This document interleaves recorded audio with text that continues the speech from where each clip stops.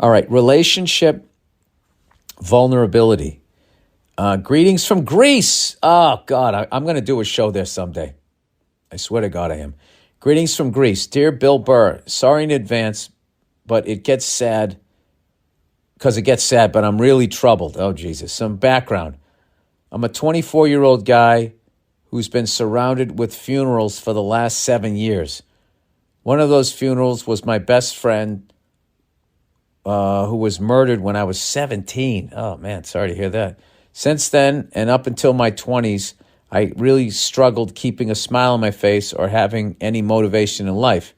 Because of that, I lost many relationships and friends due to not being always emotionally available or present. As days went, I finally got up on my feet and started accepting our mortality. At least I thought so. Here's my problem.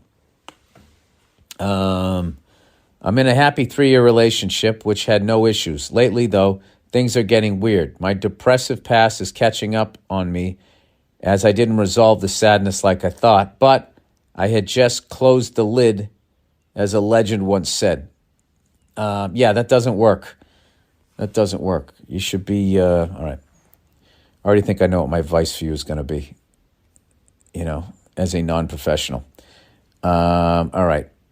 This with the combination of my girlfriend's sudden change of routine. She found her first job where I don't see her that often, really startled me. I get these huge waves of sadness and loneliness accompanied with the insecurities I never had. Yeah, probably her suddenly having to leave for work reminded you how your friend suddenly wasn't there anymore. This is becoming an issue since I'm really into communicating feelings/problems with my lady, but this time it feels weird. I seem, parentheses, and am emotionally weak, vulnerable, and insecure. Literally the top 3 things a woman don't want you to be. That's the top 3 things the other person in the conversation doesn't want to deal with on a daily basis because it's a lot. So, and that's what you have therapists for, is they can actually take that on. And if you go into a therapist, I think it eases the tension in your relationship because you're talking to a professional, so you start moving in the right direction.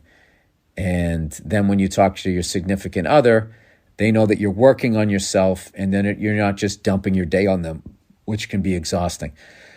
Anyway, it's not the first time I experienced these feelings, but I always could manage to put on a happy face and say that everything is all right. Doesn't seem to be the case this time. It's not her job to fix me nor wait for me. I wasn't like this 99% of the relationship. I was the happy, funny dude who she could always count on. Now I just feel like a man-child. What do I do? I have talked about it. She tries to understand and support me, but I can't stop having the unavoidable feeling of the pressure that if I don't get my shit straight fast, I may lose her. Thank you for making my car ride something to look forward to with your podcast. All the best to you and your family. Can't wait for your next special. English is my 3rd language. Sorry for any trouble it may cause you. Humble brag. All right, dude, you speak 3 languages. All right, you're a funny dude. You got a great girlfriend, okay? Just go get some therapy and stop worrying about losing her. All right? If she takes off, that's her fucking issue. It's not your issue. And if she takes off, that'll be sad. You go through that sadness, and eventually the right one comes along and they don't leave.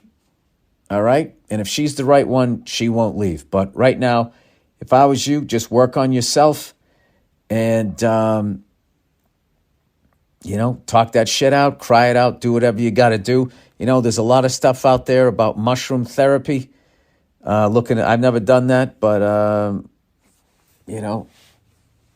I've heard a lot of good things about that. It's good for PTSD and trying to work your shit out so you actually get to live a happy life, because why should you be miserable because of that horrible thing somebody else did to your friend? And that's the thing about when somebody does something like that, it doesn't just obviously affect the person that they attacked. It's the ripple effect, and it can literally affect how you are in a relationship, how you're going to be as a father and a husband.